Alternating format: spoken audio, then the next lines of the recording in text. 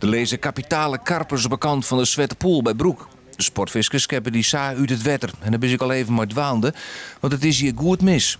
Wij zijn hier al vanaf afgelopen maandag werkzaam.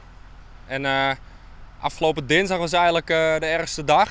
En toen ben ik er eigenlijk samen met een maat van mij met een boot het water op geweest te puinruimen. En ja, eigenlijk samen met Staatsbosbeheer die via de kant bezig was, toch ruim 400 kilo vis van het water afgehaald.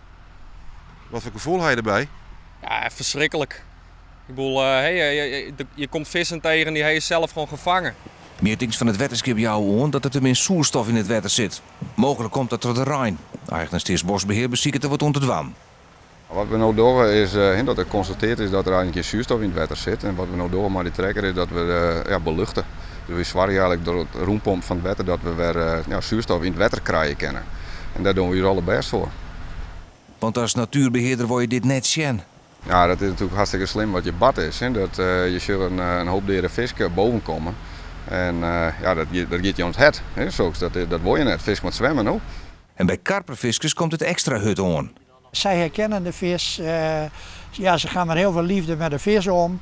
En voor hen is het een drama dat ze allemaal hun vissen die ze hebben gevangen, zeg maar eigenlijk een beetje hun vriendjes, dat die op zo'n manier tot het einde komen.